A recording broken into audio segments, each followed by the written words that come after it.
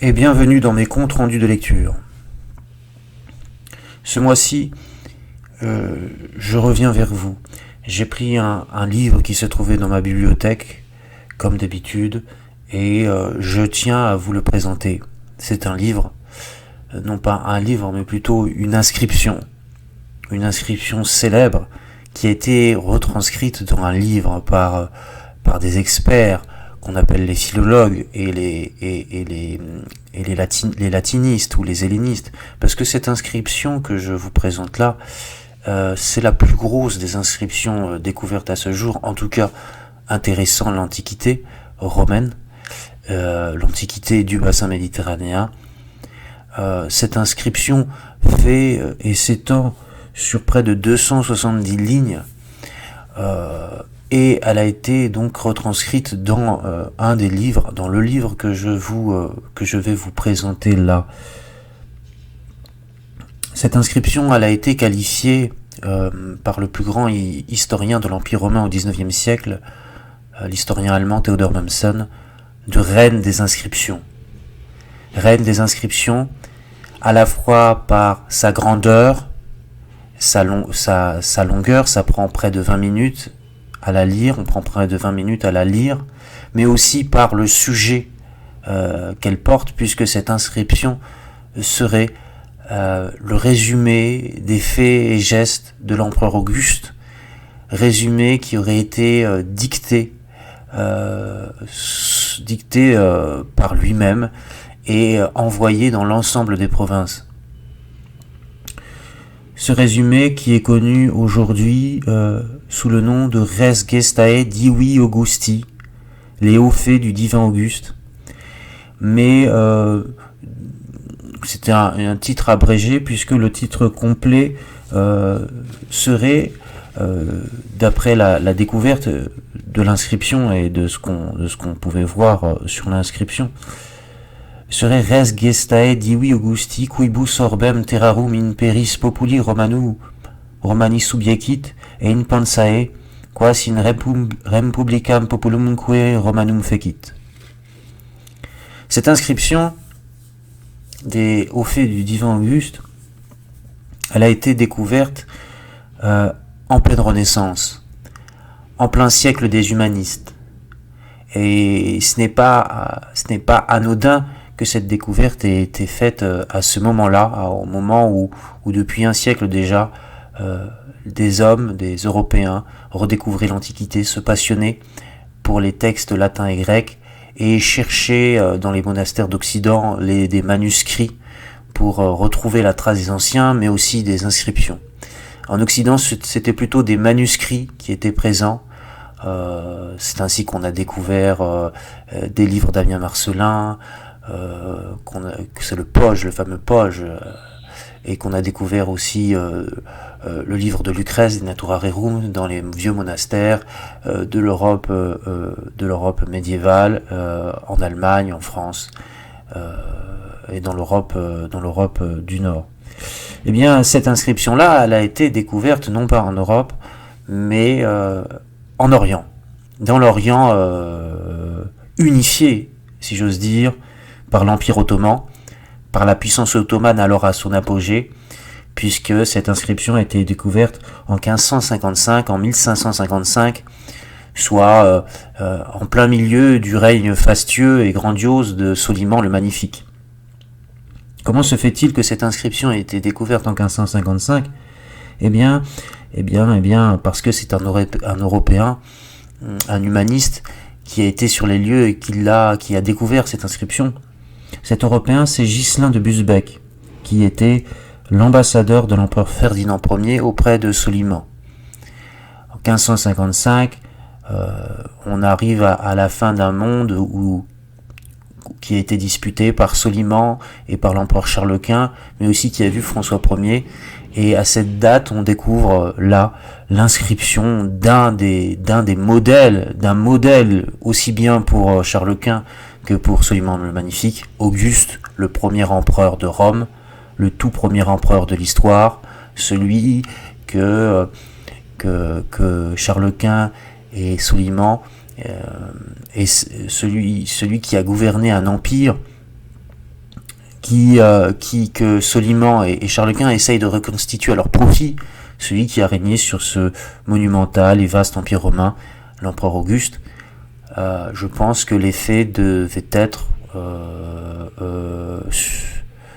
assez fort quand Charles Quint, enfin qui était déjà reclus, je pense, dans son monastère à ce moment-là, et Soliman le Magnifique ont eu vent de cette découverte, de cette parole, de ce verbe de l'empereur Auguste, du tout premier empereur, qui ressurgit de terre et qui porte sa voix, même en plein milieu de la Renaissance. Cette découverte, elle s'est faite à la faveur du rapprochement diplomatique et de l'apaisement des tensions entre l'Empire ottoman et le Saint-Empire romain germanique, puisque Ghislain de Busbecq était donc l'ambassadeur de l'empereur Ferdinand. Et c'est étonnant qu'il ait trouvé cette inscription et qu'elle n'ait pas été trouvée plus tôt par un érudit musulman, ce qui prouve, ou ce qui peut tendre à prouver que les érudits musulmans n'étaient pas forcément en quête de textes anciens, n'étaient pas forcément intéressés non plus par l'Antiquité romaine, et que l'Antiquité romaine, la découverte des manuscrits et des vieilles inscriptions, c'était vraiment l'affaire des Occidentaux. Et donc, il a fallu qu'un Occidentaux se déplace sur les lieux à la faveur d'une ambassade diplomatique pour que cette inscription monumentale et précieuse soit découverte, les hauts faits du divin Auguste. C'est la première inscription, celle qui a donné le plus de commentaires et qui a été la première publiée en Europe, et au XVIIIe et puis au XIXe siècle, celle qui sert encore de trame principale à l'ensemble des commentaires qu'on fait encore sur les hauts faits du divin Auguste et sur les livres qui sont composés, car deux autres inscriptions de ce texte ont été trouvées. Il faut savoir que les res gestae découverts, je ne l'ai pas dit où ça avait été découvert, ça a été découvert à Ankara, en Syrie, dans un temple dédié à Rome et à Auguste. Un temple fédéral qui, comme c'était de coutume à l'époque d'Auguste, et plus tard, réunissait l'ensemble des délégués d'une province dite pour fêter une fois l'an le culte de Rome et celui de l'empereur. Et donc cette inscription des res gestae était gravée sur le temple d'Ancyre, le temple qui a été retrouvé par Ghislain de Busbecq, était gravé sur une paroi dans sa version latine et sur une autre paroi dans sa version grecque. Et donc on avait à la fois la version latine et la version grecque tout à fait intéressante pour l'Orient et pour la ville d'Ancyre, puisque les élites du lieu maîtrisaient mieux le grec que le latin. C'est pour ça que tous les observateurs pensent que le légat de Galatie, qui se situait à Ancyre, après avoir reçu le texte des res gestae, l'a fait traduire en grec. Après cette découverte de 1555, deux autres découvertes ont eu lieu bien plus tard.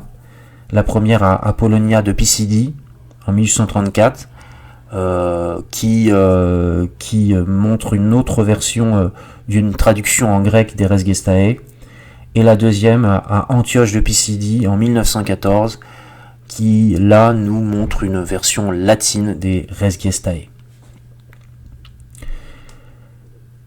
Ces res gestae, eh bien, quelles sont l'histoire des hauts faits du divin Auguste? Eh bien, il faut savoir qu'Auguste pouvait s'inspirer aussi des traditions orientales, qui voulaient que les grands et les rois de Perse, même les rois assyriens et surmériens, fassent graver leurs gestes, leurs hauts faits dans la pierre. Beaucoup d'historiens ont pensé qu'Auguste a accepté, a intégré lui-même des mœurs orientales. On peut le trouver, c'est cette influence de l'Orient sur le règne d'Auguste. On peut aussi le trouver dans la construction de son mausolée, qui est de type oriental et qui s'inspire du mausolée d'Halicarnasse de Mosole. Donc cette inscription-là, elle est étonnante, elle ne se trouve dans l'histoire romaine quasiment que pour Auguste, et donc c'est intéressant, elle est intéressante aussi dans ce mélange de culture occidentale et orientale. Cette inscription, elle est issue d'un texte, d'un parchemin, qu'Auguste a fait dicter. On pense pas, et on a renoncé à penser qu'Auguste avait écrit de sa main même ces hauts faits. Suétone nous raconte qu'à la mort d'Auguste, après le 19 août 14 à Nol, 14 de notre ère, Auguste avait avant sa mort rédigé des testaments, ou fait dicter des testaments, au moins 4 volumens, 2 codices de testaments privés, et qu'il avait donné le tout au temple des Vestales, au Vestales. Et donc à la mort d'Auguste, ces testaments et ces volumens, testaments privés qui n'ont pas été lus en public, enfin si, qui ont été lus devant le Sénat, et les 3 volumens qui étaient plutôt destinés à l'ensemble du monde romain, ont été lus devant le Sénat et devant Tibère après la mort d'Auguste.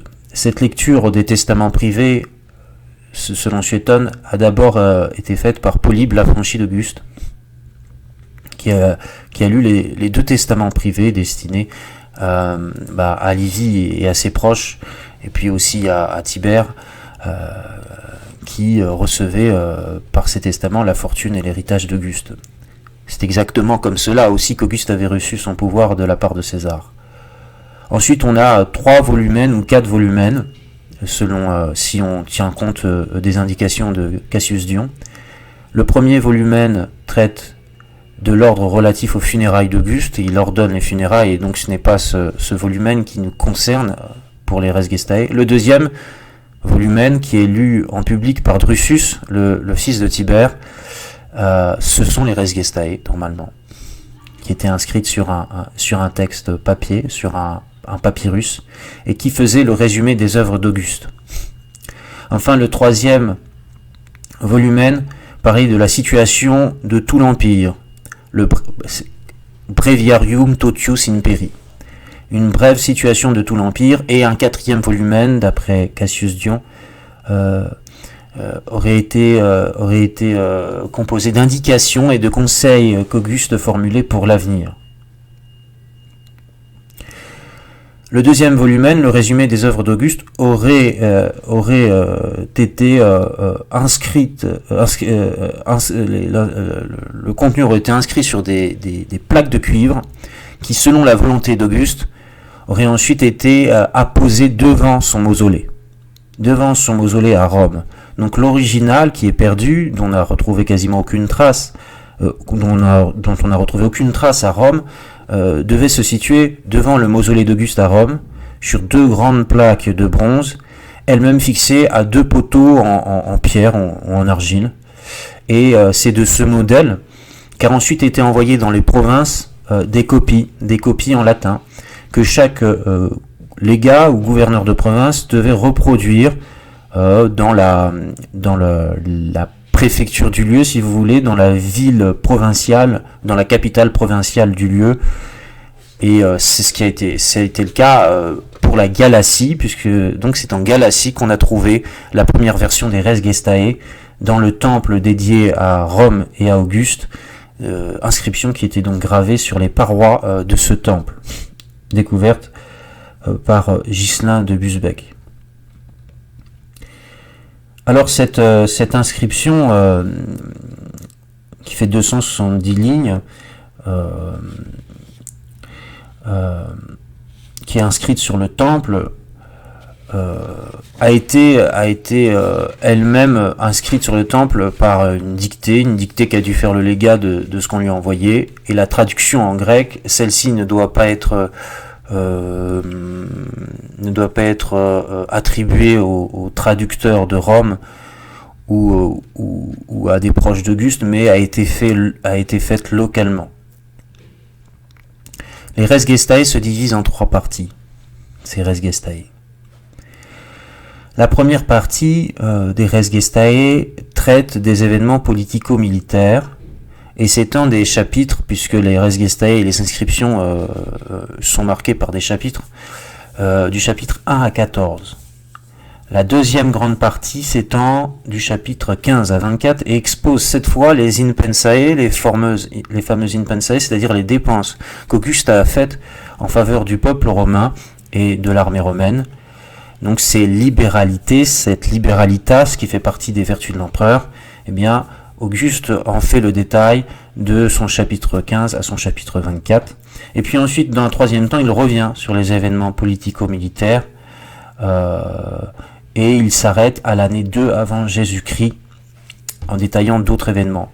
Ce qui fait qu'on a une composition plus ou moins confuse où la partie politico-militaire est divisée en deux parties distinctes qui se font au début et à la fin, et où se mêlent des événements qui ne sont pas classés dans un ordre chronologique, puisque dans le premier temps des res gestae, au début, il peut aller jusqu'à l'année 14 de notre ère, c'est-à-dire à l'année même où il perd la vie, et dans l'autre partie qui se fait à la fin des res gestae, il va jusqu'à seulement l'année 2 avant Jésus-Christ.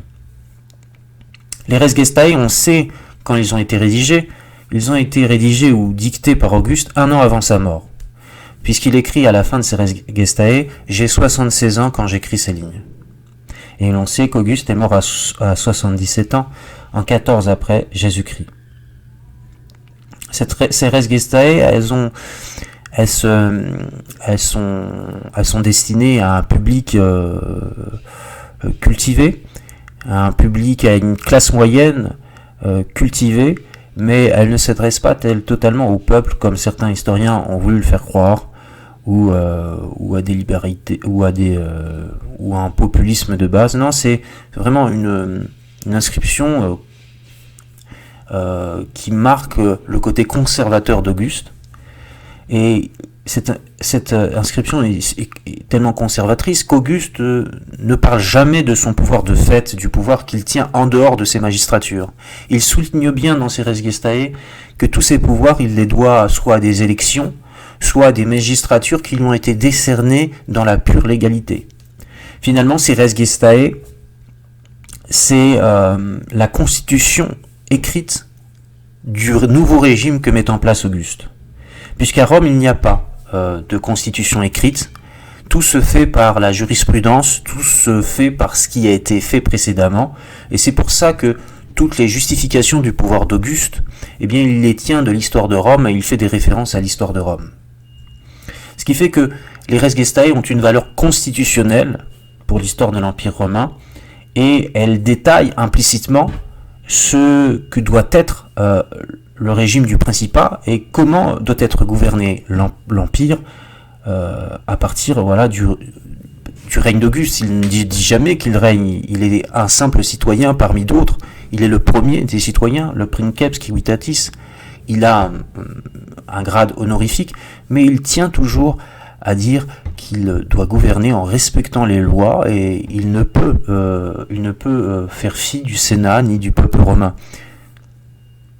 Auguste aurait pu prendre le pouvoir de façon beaucoup plus simple et directe, mais il a choisi une solution plus compliquée, plus technique, peut-être pour se garder de ses successeurs et pour permettre des contre-pouvoirs timides à l'autorité de ses possibles successeurs.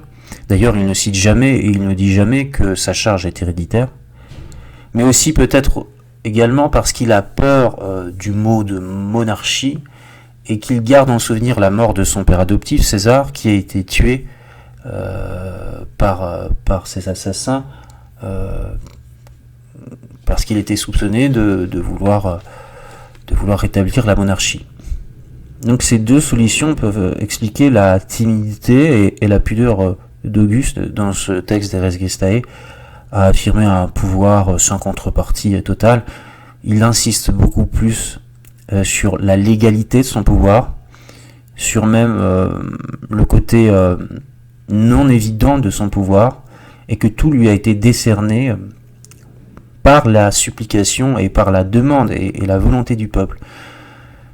Il montre qu'il est là par la volonté du peuple, finalement, cet Auguste. Donc, je vais vous lire le premier, un extrait par partie.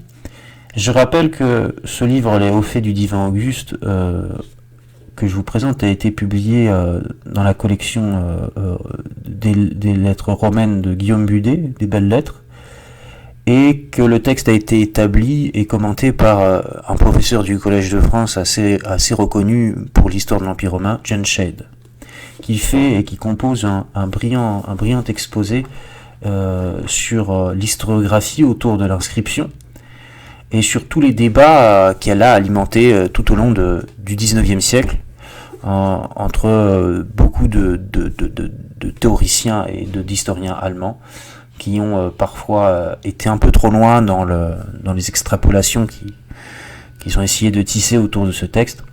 Et Jen Shade est revenu à une interprétation plus simple, moins alambiquée et plus réaliste du texte.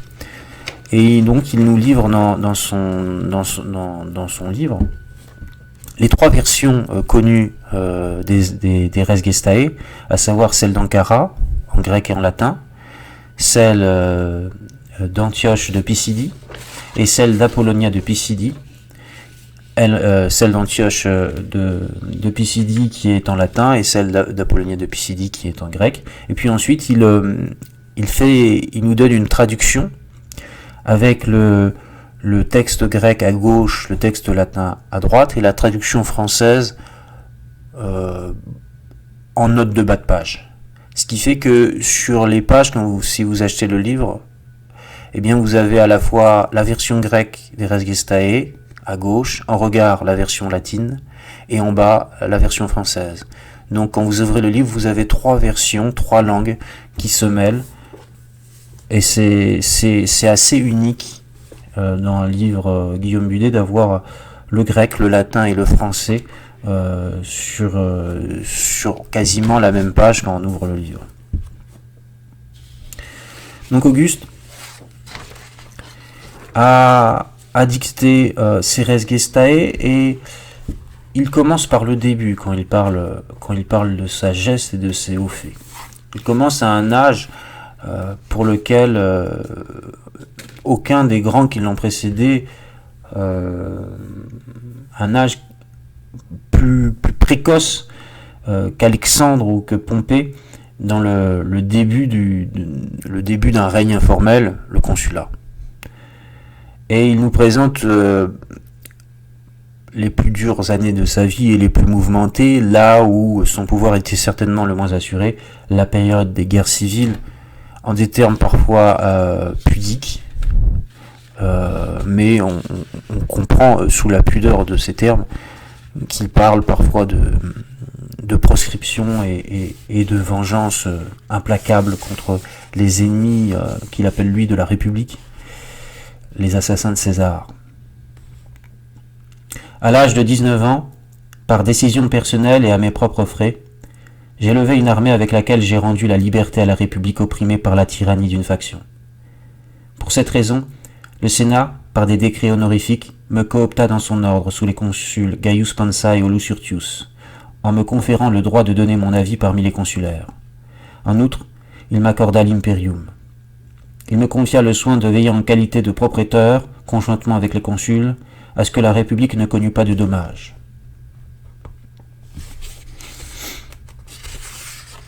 Le peuple, quant à lui, m'élut la même année consul, après que les deux consuls étaient tombés à la guerre, et triumvirs chargés de restauration de la République.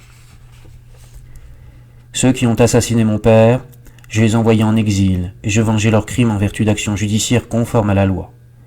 Et quand, après cela, ils firent la guerre à la République, je les ai vaincus 2 fois en bataille rangée. J'ai fait souvent des guerres sur terre et sur mer, civiles ou extérieures, dans le monde entier. Et après la victoire, j'ai épargné tous les citoyens qui demandaient grâce. Quant aux peuples étrangers à qui on pouvait pardonner en toute sécurité, j'ai préféré les conserver que les exterminer. Donc il détaille, voilà, là on est dans le début où il parle vraiment, où il fait l'histoire politico-militaire, et ensuite il va revenir sur toutes les gratifications qu'il a données au peuple romain. C'est la partie, le premier jet des Res Gestae qui a une cohérence chronologique continue. Après, il va revenir sur des dates, sur des thèmes plus politiques, juridiques et civils, et tout est un peu embrouillé comme ça tout au long des Res Gestae. Sauf qu'au milieu de l'inscription, on a vraiment la liste des dépenses qu'il attribue à chacun, et à chacun, que ce soit à la plèbe ou à l'armée ou au magistrat, et à la restauration des temples. Et ensuite, il revient de façon encore plus brouillonne sur les faits politico-militaires. Les historiens se sont demandé si Auguste, en faisant afficher cette inscription dans tous les temples dédiés à sa personne et au culte de Rome dans les principales provinces de son empire, avait voulu se donner du crédit et une base solide de partisans pour pour que son corps soit consacré à la cérémonie de l'apothéose, et qu'il devienne finalement le divin Auguste, à l'instar de son oncle, de son père adoptif, le divin César. Est-ce que Auguste a voulu connaître l'apothéose? Est-ce qu'il a écrit les Res Gestae pour s'assurer une panthéonisation et une divinisation? Quel était en fait son rapport avec la mort? Et est-ce l'écrit d'un vieillard anxieux, d'un vieillard qui, tout au long de sa vie, de ses 19 à ses 76 ans, a connu un pouvoir quasiment incontesté et incontestable, et qui finalement s'apprête à être vaincu pour la première fois, à être vaincu par la mort? Est-ce une baroute d'honneur, ces Res Gestae, pour dire au peuple romain qu'il a fait tout ce qu'il pouvait pour eux, et qu'en échange, ce peuple romain et ce Sénat pouvaient bien le diviniser, le consacrer au Dieu, et lui organiser une apothéose, ce qui a été fait bien sûr. C'est d'ailleurs le seul empereur de la dynastie des Julio-Claudiens qui a été divinisé par le Sénat et le peuple romain. Tous les autres n'ont pas connu le privilège de la panthéonisation et de la divination, puisqu'ils n'ont pas été particulièrement aimés, et que leur règne a été particulièrement assez brouillon, assez cruel, assez tyrannique. Auguste, même s'il a fait preuve de cruauté bien sûr, a ce vrai souci d'être dans les mémoires de tous, et de garder une bonne mémoire à travers les siècles. Voilà. C'est pour cette raison, et de toute façon sa mission a été accomplie. Je ne sais pas si les Res Gestae ont eu un certain poids dans ce projet, mais Auguste est resté jusqu'à la fin de l'Empire romain une référence absolue d'empereur heureux et d'empereur juste. On disait aux nouveaux empereurs, quand ils entraient en charge, le Sénat leur adressait cette formule rituelle: soyez plus heureux qu'Auguste et meilleur que Trajan. Donc la Felicitas d'Auguste, le règne heureux d'Auguste, c'est quelque chose qui est resté dans les mémoires, et qu'Auguste a voulu souligner par la paix qu'il a établie, et par une sorte d'âge augustéen qui doit rester dans les mémoires. Il a aussi œuvré pour la religion, et c'est pour ça qu'Auguste devait être axé sur la religion. Il n'était pas du tout dans l'ère de son temps, qui voulait qu'on méprise un peu les dieux, enfin, ou qu'on n'y croit pas, à l'instar de Cicéron et de tous les nouveaux épicuriens qui se plaçaient dans l'obédience d'un Lucrèce, des Natura Rerum. Auguste, lui, était beaucoup plus traditionnel dans son rapport aux dieux, et avait vraisemblablement une vraie piété. Il a, dit-il dans ses Res Gestae, ranimé les coutumes des ancêtres, mos maiorum, et les temples, il en a restauré plein, et il fait la liste de tous les temples qu'il a restaurés et rendus au culte au milieu de son inscription. Mais je vais vous lire la phrase qui résume un peu l'esprit de piété filiale qui anime Auguste et de piété envers les dieux qui l'animent et qui sont aussi une ligne solide dans l'inscription, un leitmotiv des Res Gestae. Par de nouvelles lois, votées sur mon initiative, j'ai ranimé de nombreuses coutumes de nos ancêtres qui avaient déjà tendance à disparaître dans notre génération. Et j'ai laissé moi-même sur beaucoup de points à la postérité des exemples à imiter. Ce qui montre bien qu'Auguste a un vrai souci quant à la postérité, a un vrai souci de la mémoire qu'il va garder dans les âmes des Romains et dans l'histoire de l'Empire romain. Et il sait que son apothéose, que sa bonne réputation doit aussi se faire par une véritable piété. Cette véritable piété, il insiste encore dessus, sur toutes ses vertus, sur toutes les marques d'attention que lui décerne le peuple. Il ne fait qu'insister. Il ne se présente pas comme quelqu'un dont le pouvoir ne peut jamais être remis en question, mais il dit, et il ne cesse de répéter dans ses Res Gestae, que tout son pouvoir, il le doit à la faveur du peuple romain, parce qu'il en est le sauveur un peu. C'est notamment le cas quand il est élu grand pontife à la place de Lépide, après que ce dernier ait connu la mort, où il dit que une masse considérable du peuple est venue l'acclamer pour son grand pontificat, une masse comme Rome n'en avait jamais connue. Ce qui montre que là aussi, il va montrer que sa popularité est réelle et que son pouvoir n'est pas usurpé. Devenir grand pontife à la place de mon collègue toujours vivant, je le refusai, bien que le peuple voulût m'attribuer ce sacerdoce que mon père avait détenu. Et ce sacerdoce, je l'ai reçu après un certain nombre d'années, sous les consuls Publius Supplicius et Gaius Valgius, quand celui qui l'avait occupé à la faveur des troubles de la guerre civile était enfin mort. Une foule telle qu'on n'en avait jamais vu à Rome avant ce jour, semble-t-il, afflua alors de l'Italie tout entière pour participer à mes comices. Vous voyez ? Et il continue. Le Sénat consacra pour mon retour un hôtel de Fortuna Redux, devant les temples de Onos et de Virtus, près de la porte Capenne. Il prescrivit aux pontifes et aux vierges vestales de célébrer sur cet autel un sacrifice anniversaire, le jour où je revins de Syrie dans la ville, sous les consuls Quintius Lucretius et Marcus Vinicius. Il appela ce jour Augustalia, d'après mon surnom.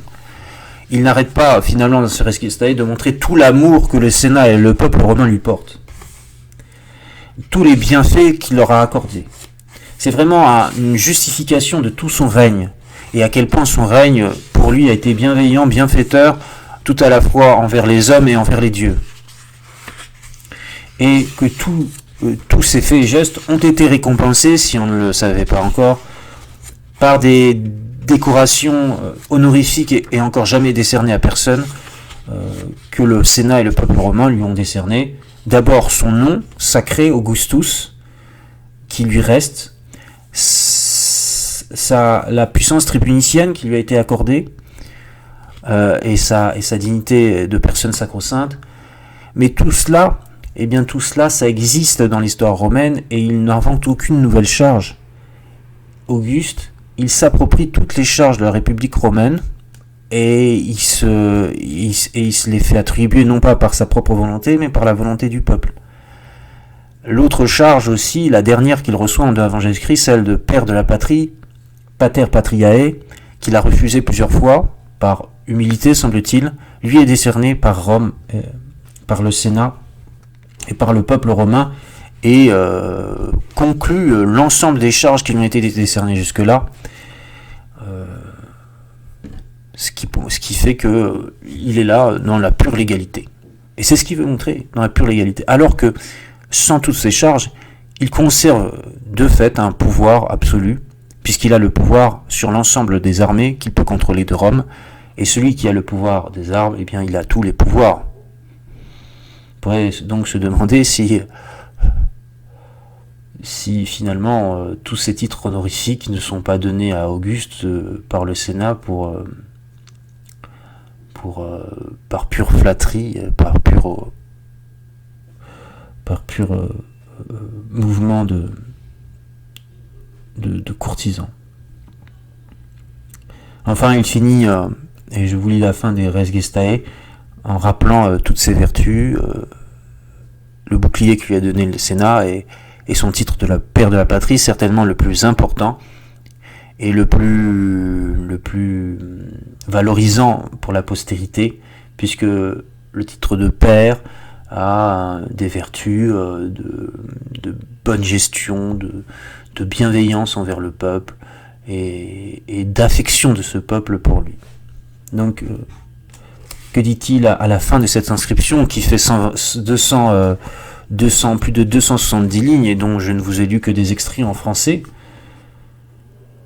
En tout cas, il termine cette inscription sur ce dernier honneur qui lui a été décerné en 2 avant Jésus-Christ. Pendant mon 6e et mon 7e consulat, après avoir éteint les guerres civiles, étant en possession du pouvoir absolu avec le consentement universel, je transférai la République de mon pouvoir dans la libre disposition du Sénat et du peuple romain. Pour ce mérite, je fus appelé Auguste par Senatus Consulte. Les montants de la porte de ma maison furent revêtus sur ordre public de laurier. Une couronne civique fut fixée au-dessus de la porte de ma maison, et dans la curie fut accroché un bouclier d'or que le Sénat et le peuple romain m'offraient en raison de ma vaillance, de ma clémence, de ma justice et de ma piété, ainsi que l'inscription figurant sur le bouclier l'atteste. Depuis ce temps, j'ai emporté sur tout son autorité, mais je n'avais pas plus de pouvoir que tous ceux qui ont été mes collègues dans toutes les magistratures. Lorsque j'ai géré mon 13e consulat, le Sénat et l'ordre équestre, ainsi que le peuple romain tout entier, m'ont donné le titre de père de la patrie, et ont décidé que ce titre serait gravé dans le vestibule de ma maison, dans la curie et au forum Auguste, sous le quadrige qui m'y a été élevé en vertu d'un Senatus Consulte. J'ai 76 ans au moment où je rédige ce texte. C'est ainsi que Auguste termine le récit de ses hauts faits. Et là, on a eu, dans ce petit extrait de fin, encore une des données qui tient vraisemblablement à cœur à Auguste quand il dit « Je n'avais pas plus de pouvoir que tous ceux qui ont été mes collègues dans toutes les magistratures. » Il tient à souligner, ce qui peut nous paraître assez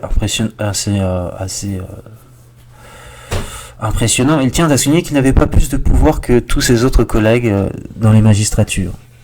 Comme pour souligner le fait qu'il n'est ni un roi, ni un monarque, ni un tyran, mais qu'il est un simple citoyen qui, par ses mérites seulement, par ses vertus seulement, se place au-dessus des autres citoyens.